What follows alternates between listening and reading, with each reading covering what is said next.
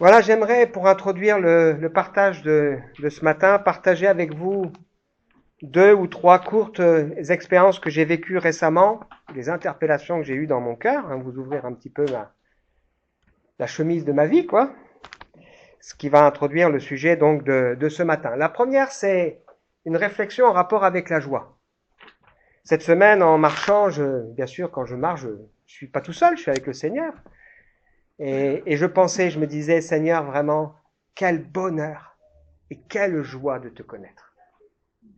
Et je me disais que finalement, quand dans mes tentations, parce que comme vous, hein, j'ai des tentations, dans les moments de découragement, dans les moments où je pourrais avoir des raisonnements qui plaisent pas au Seigneur, je me disais, mais j'ai certainement pas envie de gâcher la paix et la relation avec toi.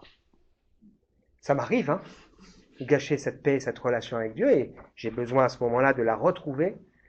Mais quand je réalise le bonheur de savoir que je suis réconcilié avec Dieu, le bonheur de savoir que j'ai la paix de Dieu quand je suis dans ma vie de tous les jours, et le bonheur de savoir que le Dieu de paix est avec moi parce que j'ai choisi d'être avec lui. Waouh! Voilà pourquoi j'ai choisi ces textes qui nous invitent à nous réjouir dans le Seigneur en disant, je le répète, réjouissez-vous toujours dans le Seigneur. Ça fait une grande différence. Souvent, je me dis, mais comment je pourrais vivre ma vie sans Dieu? Ça me paraît tellement impossible aujourd'hui.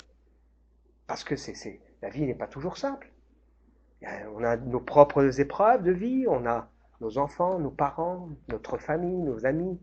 Parfois, on rencontre des gens avec des difficultés, mais quand on sait que on a quelqu'un sur qui s'appuyer, et pas n'importe qui, hein, quelqu'un qui nous aime et qui nous connaît. Mon bonheur, c'est d'être près de Dieu. J'ai placé dans le Seigneur mon refuge. Je raconterai ses œuvres.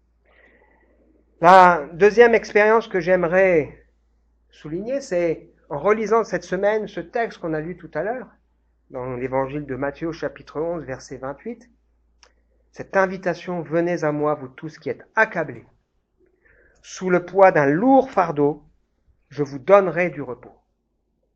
Prenez mon joug sur vous et mettez-vous à mon école, je suis doux et humble de cœur, vous trouverez le repos pour vous-même. Oui, mon joug est aisé à porter et la charge que je vous impose est légère. Je pensais à ce texte extraordinaire, donc Jésus qui nous invite, et il veut être le Seigneur de nos vies. Ça veut dire qu'il veut être le maître de nos vies.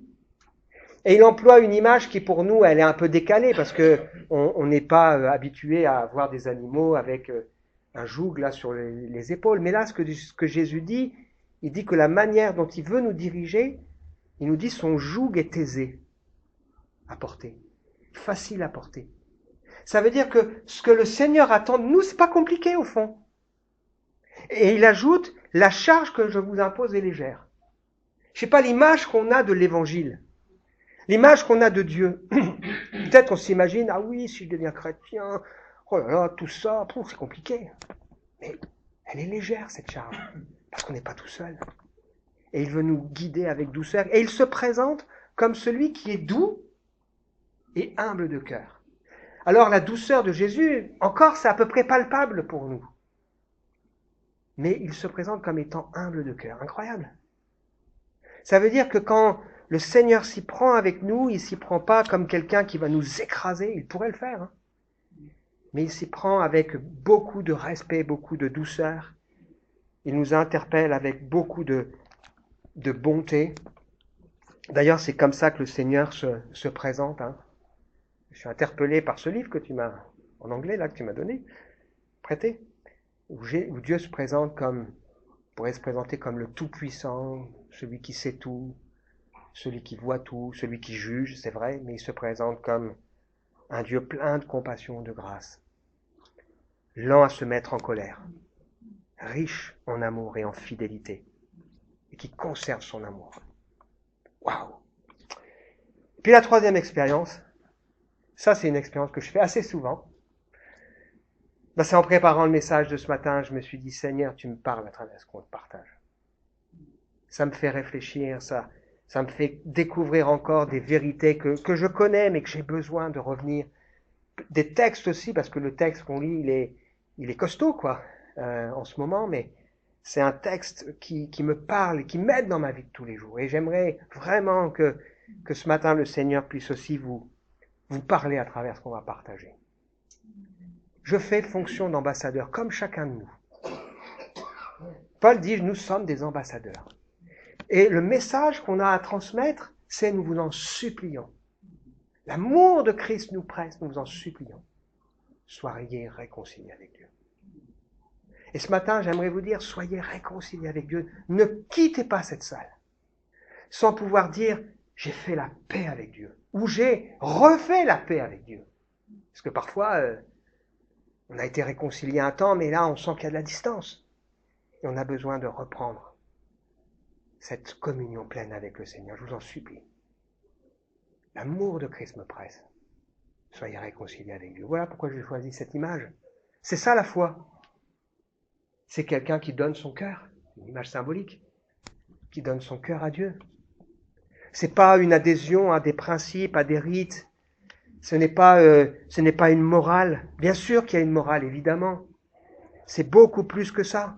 Il y a tellement de gens qui imaginent Dieu comme celui qui a une épée au-dessus de notre tête là et qui, le jour où on fait une bêtise, paf!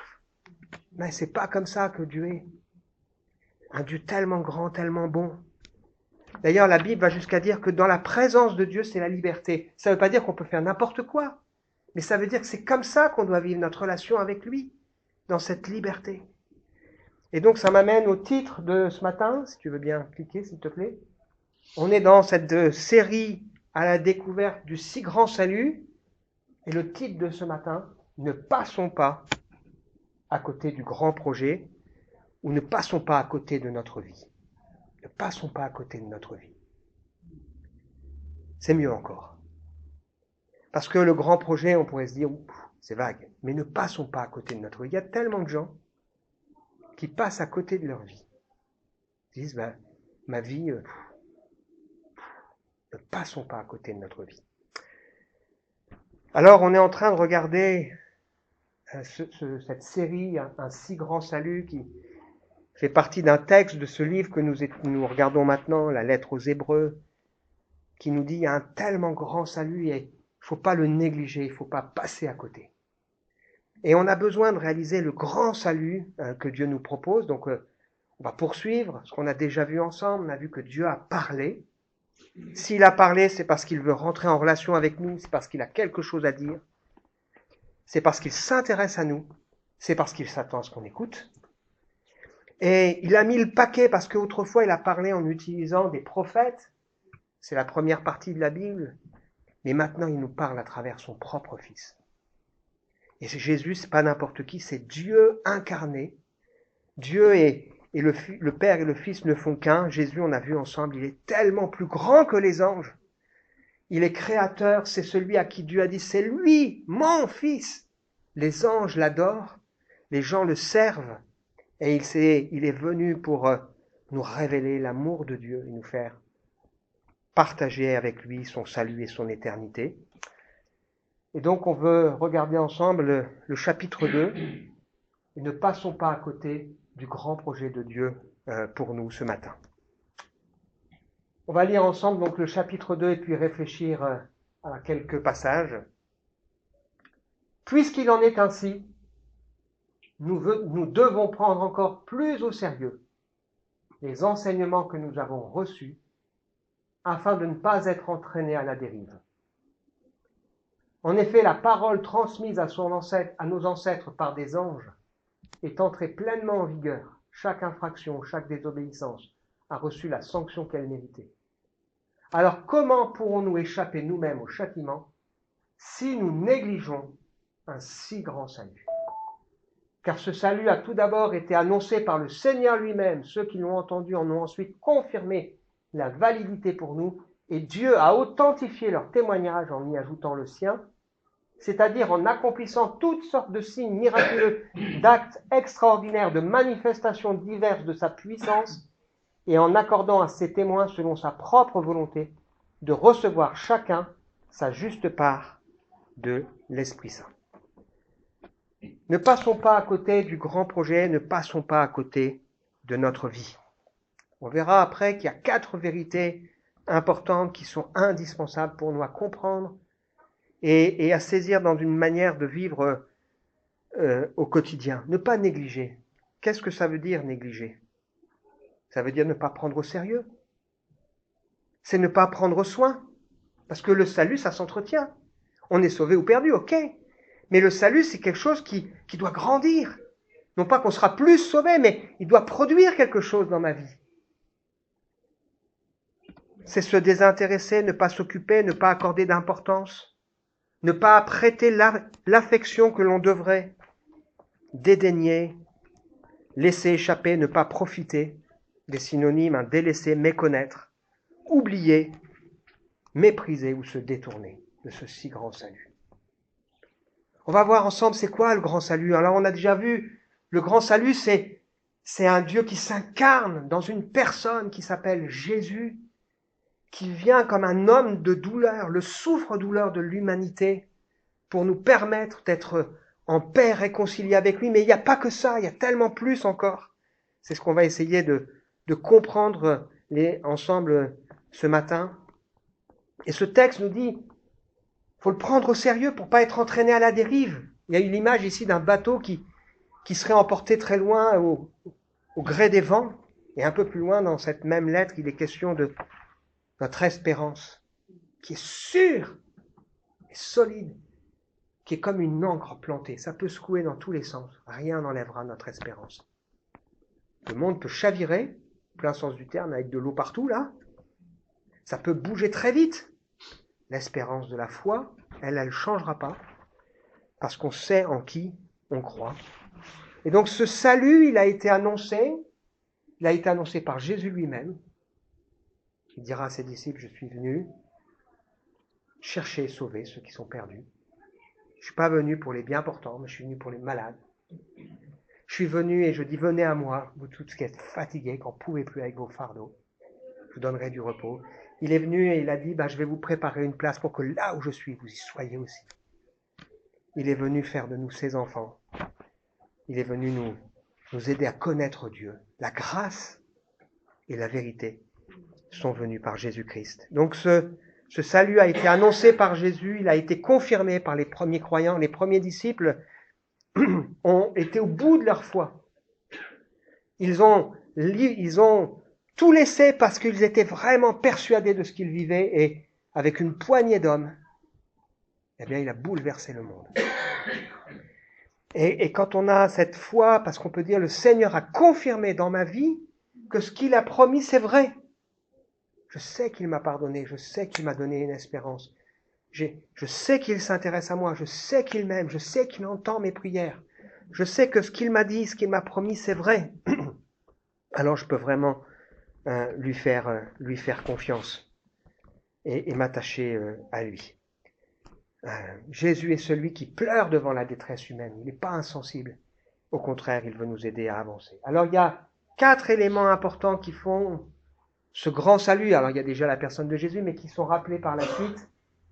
Premièrement, c'est nous restaurer dans notre place, dans un monde à venir, on va lire ensemble. Ce n'est pas à des anges que Dieu a soumis le monde à venir dont nous parlons. Au contraire, un texte de l'Écriture déclare, donc c'est le psaume 8, « Qu'est-ce que l'homme pour que tu prennes soin de lui? Qu'est-ce qu'un être humain pour que tu t'intéresses à lui? Tu l'as abaissé pour un peu de temps au-dessous des anges, tu l'as couronné de gloire et d'honneur. Tu as mis toutes choses sous ses pieds, en soumettant toutes choses à son autorité. Dieu n'a rien laissé qui ne puisse pas lui être soumis. Or, actuellement, nous ne voyons pas encore que tout lui soit soumis. Mais voici ce que nous constatons, après avoir été abaissé pour un peu de temps au-dessous des anges. Jésus se trouve maintenant couronné de gloire et d'honneur à cause de la mort qu'il a soufferte. Ainsi, par la grâce de Dieu, c'est pour tous les morts, tous les hommes, qu'il a connu la mort. On a ici la citation d'un psaume, le psaume 8, où David regarde la nature, il dit, mais la nature, elle est belle, elle est formidable, et il prend conscience que le Dieu créateur des cieux et de la terre, avec une sagesse infinie, s'intéresse à nous. Pourtant, qu'est-ce qu'on est? On est poussière. Il s'intéresse à chacun de nous. Nos vies ont du sens et sont précieuses pour Dieu. Et la Bible va plus loin que ça, pas simplement il s'intéresse, bon, il connaît vaguement, ok, un peu, voilà, je connais un peu Muriel, là, je connais des petites choses sur elle. Non, Dieu a décidé de soumettre le monde à venir à nous. Nous avons été créés pour dominer le monde. Alors le mot, on en a parlé cette semaine avec des amis au Café Change en lisant le premier livre de la Genèse. Dominer, ça veut dire prendre soin et s'occuper correctement de ce monde. Et ce que nous constatons aujourd'hui, c'est que la malédiction a frappé le monde et a frappé l'être humain. C'est pas très plaisant si on vous dit vous êtes sous la malédiction. Ça veut dire que tout ce qu'on fait, la malédiction, elle nous rattrape toujours. C'est notre monde. Notre monde, il est sous la malédiction à cause du péché qui est entré, et on voit bien que cette nature que nous étions censés dominer, elle nous domine. La preuve, on n'arrive pas à arrêter l'eau. On est écrasé par tout ça. Mais le projet de Dieu pour nous, c'est de nous conduire dans de nouveaux cieux et une nouvelle terre dans lequel on reprendra la domination qui est la nôtre. Pourtant, on est inférieur aux anges. Mais il n'a pas promis que les anges régneraient. Il a promis que ce soit nous qui régnerons avec lui. Pourquoi ? Parce qu'il nous aime et qu'il prend soin de nous. Parce que nous sommes précieux à ses yeux. C'est important pour nous de savoir c'est quoi notre espérance. On croit que à un moment donné, on sera pleinement dans sa présence. Il n'y aura plus de larmes. Il n'y aura plus de deuil. Il n'y aura plus de cris. Il n'y aura plus de douleur. Il n'y aura plus de lâches. Parce que les lâches, ça fait du mal. Il n'y aura plus d'incrédules, de meurtriers, de débauchés, de magiciens, de menteurs, d'idolâtres. Nous serons pleinement dans sa présence et nous régnerons. Ce pourquoi nous avons été faits. Et donc, le grand salut auquel le Seigneur nous appelle avec un grand sauveur qui s'est abaissé, c'est de nous dire un jour il créera de nouveaux cieux et de nouvelles terres où nous reprendrons ce pourquoi nous avons été créés et qui a été cassé malheureusement à partir du chapitre 3 du livre de la Genèse.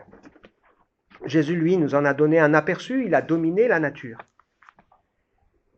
Il a dominé les choses et il vivait cette relation spéciale et Jésus déjà aujourd'hui est couronné de gloire et d'honneur. J'ai dit là il y a 15 jours, moi je ne crois pas au petit Jésus.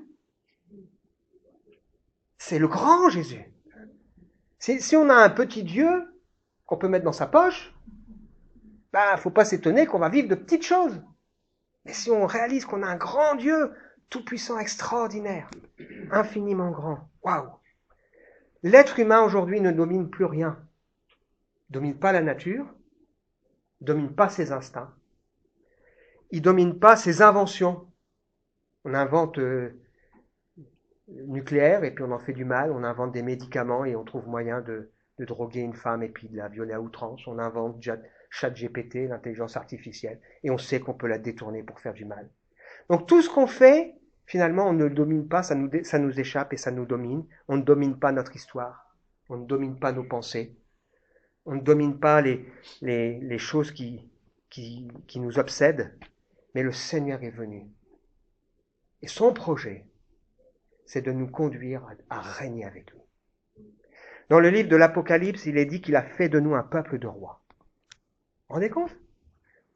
On est loin de quelqu'un qui pourrait dire « Moi, le salut que je te propose, alors c'est tu te tiens là et tu bouges plus, tu fais plus de bêtises. » Non, on est appelé à régner avec le Seigneur. Il y a un combat pour arriver à vivre ça, de ne pas négliger le salut.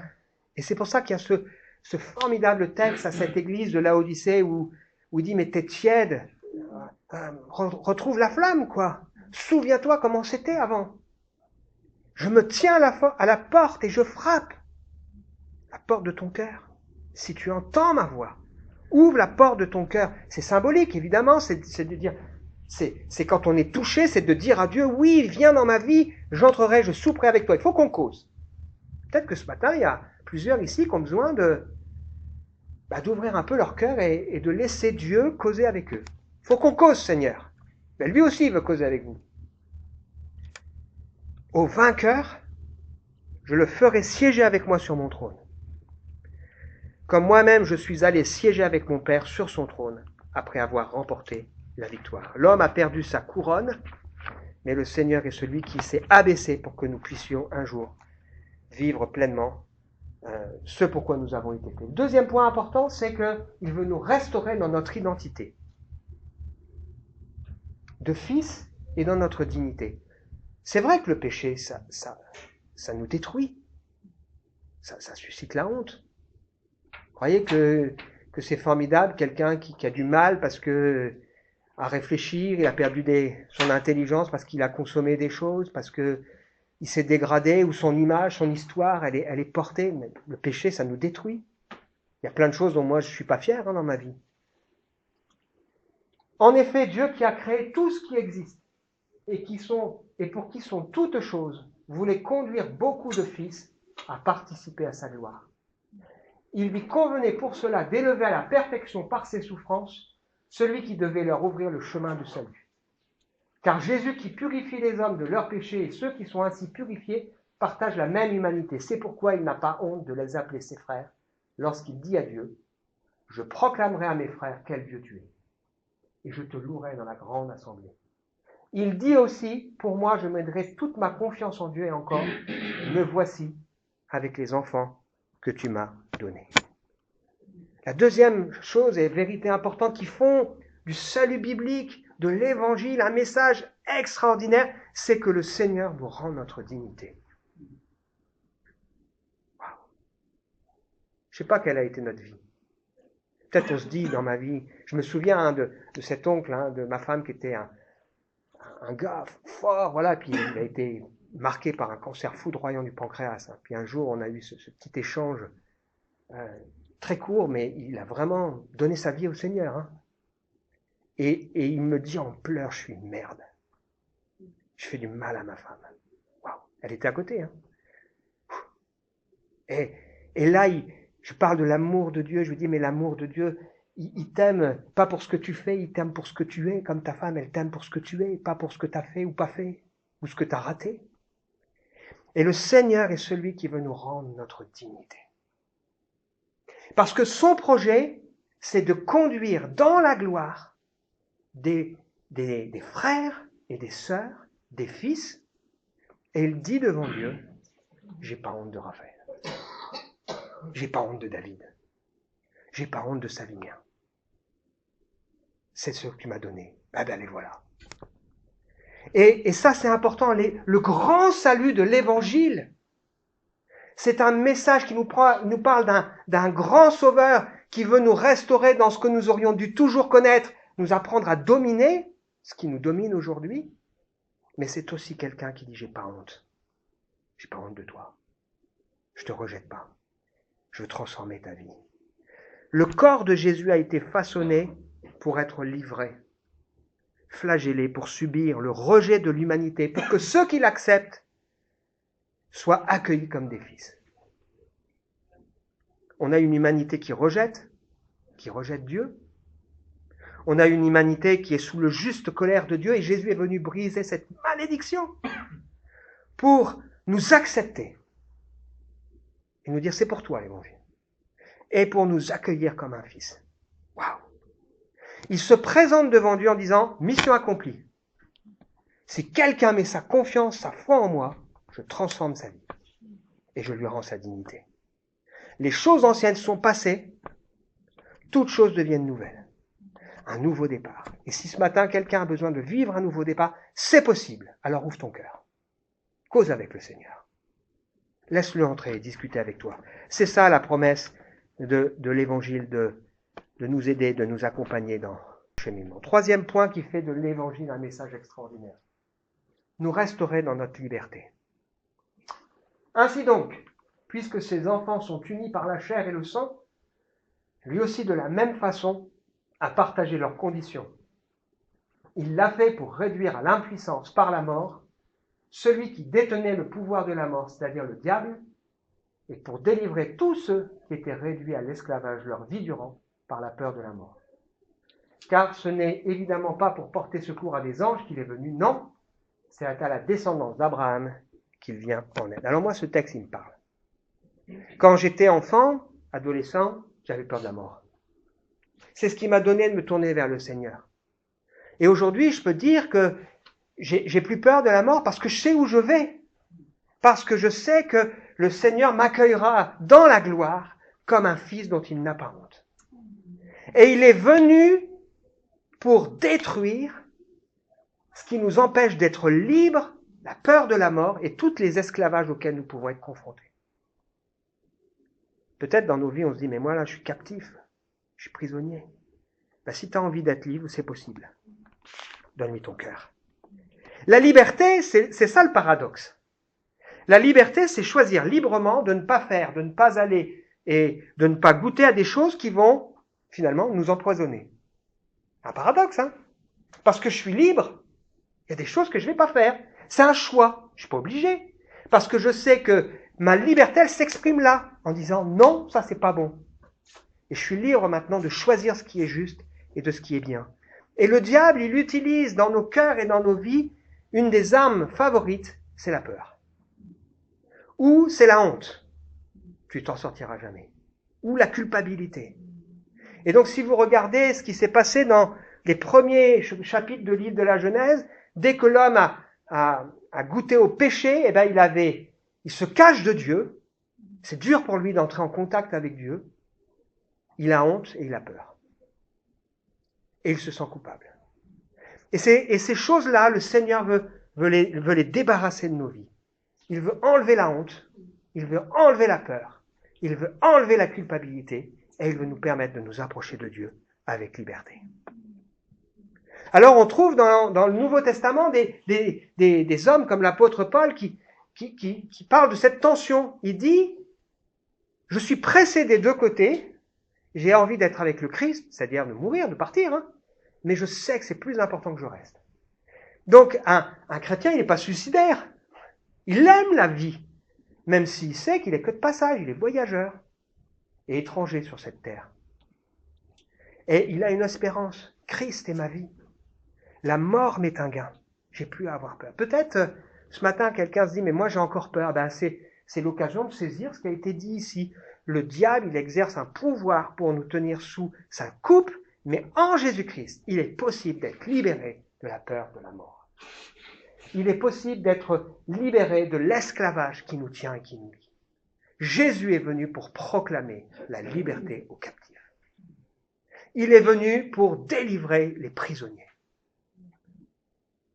C'est ça l'évangile. C'est ça l'évangile. C'est un message qui libère. Il n'est pas venu sauver des anges, non, il est venu sauver des hommes perdus, des pauvres types, comme ce brigand sur la croix qu'avait probablement tué et qui a juste dit « Souviens-toi de moi », bah ok, je me souviendrai de toi. Quelqu'un me disait cette semaine, on parlait ensemble, ou la semaine dernière, hein, on parlait ensemble des 3 étapes au salut. Hein, si tu crois dans ton cœur, hein, que si tu reconnais de ta bouche que Jésus est Seigneur, et si tu lui demandes, tu seras sauvé. Ben oui, il faut aussi demander. Et donc c'est important. Est-ce que ce matin, on est prêt à faire cette prière? Seigneur Jésus, sauve-moi. Seigneur Jésus, aie pitié de moi. Seigneur Jésus, enlève-moi ce passé, enlève-moi cette honte, cette culpabilité. Donne-moi la liberté dont j'ai besoin. C'est possible par l'Évangile. Dernier point pour nous. Nous restaurer dans l'assurance d'un ami compatissant, capable et compréhensif. On est sur terre, hein, et on est accablé de toutes sortes, hein. Ah oui, ça n'arrête pas. Voilà pourquoi il devait être rendu à tous égards semblable à ses frères, afin de devenir un grand prêtre plein de bonté, digne de confiance, dans le domaine des relations de l'homme avec Dieu, en vue d'expier les péchés de son peuple. Car puisqu'il a lui-même été éprouvé dans tout ce qu'il a souffert, il peut secourir ceux qui sont éprouvés. On avait besoin que Dieu envoie quelqu'un qui puisse venir en nous disant « Je te comprends. Je sais ce que tu vis. Je sais que c'est compliqué. Je sais que c'est difficile. » Les prêtres de l'Ancien Testament, ou même encore aujourd'hui, hein, prêtres, pasteurs, parfois peuvent être durs,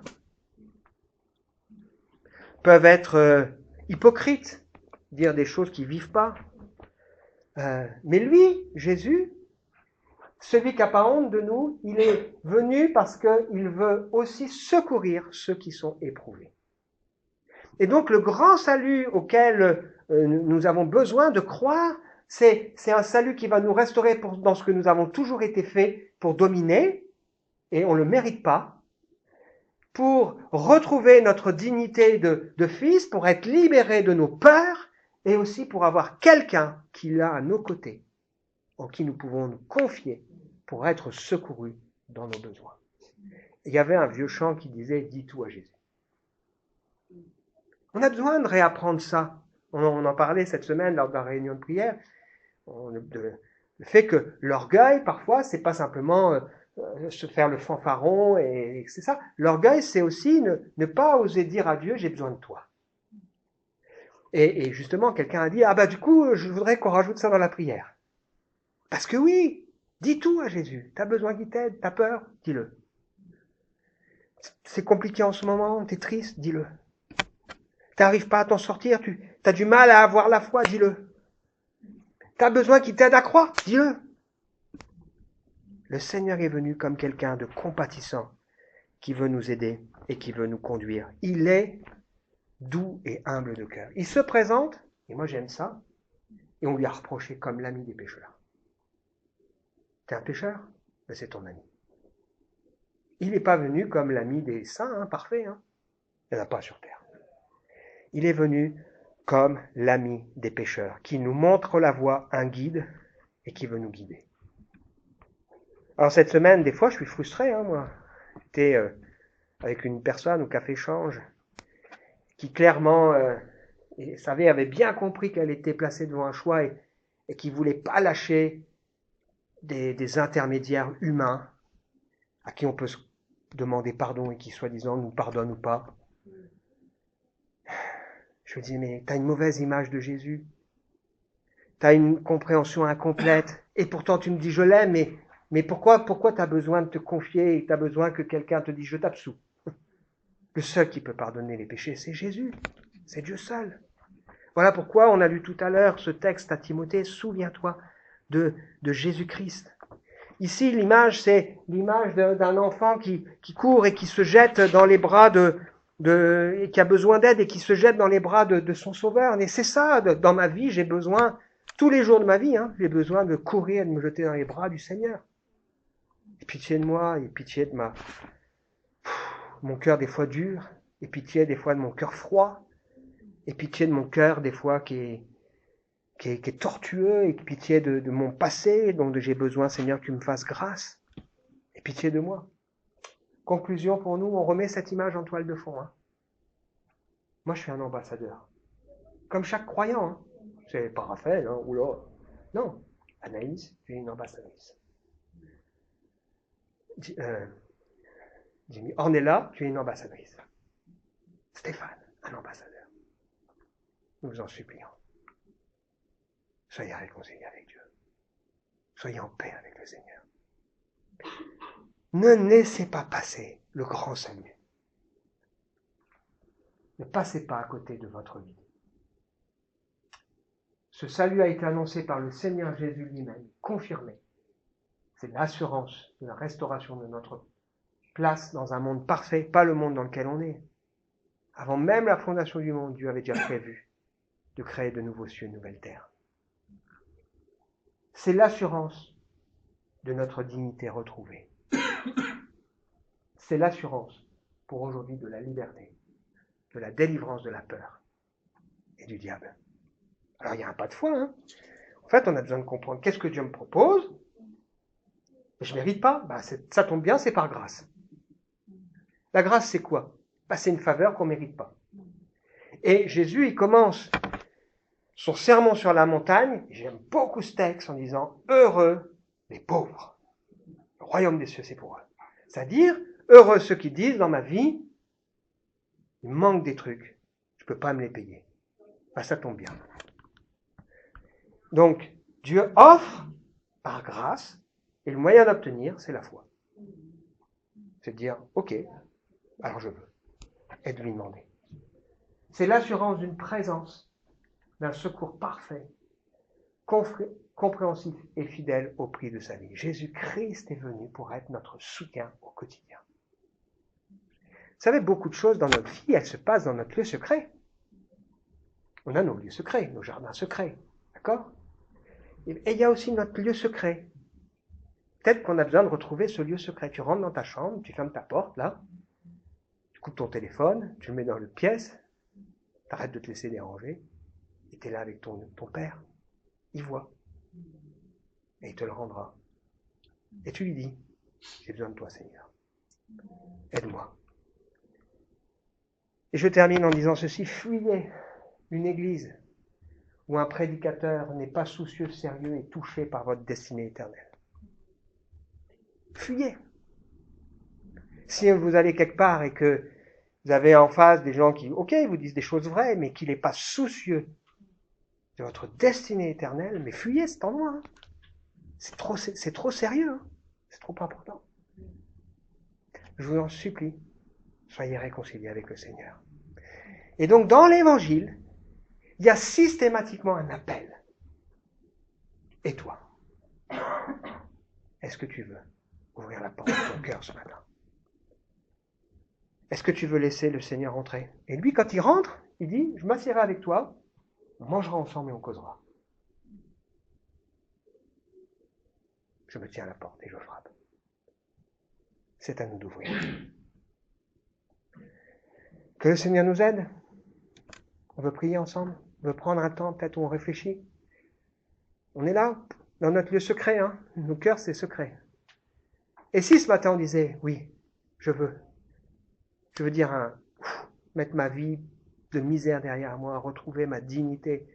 Je veux saisir la main de ce Jésus que je n'ai pas tout compris là, mais j'en veux de ce Jésus. Et si ce matin on disait, oui, entre dans mon cœur, dans ma vie, fais-moi grâce. Et pitié de moi.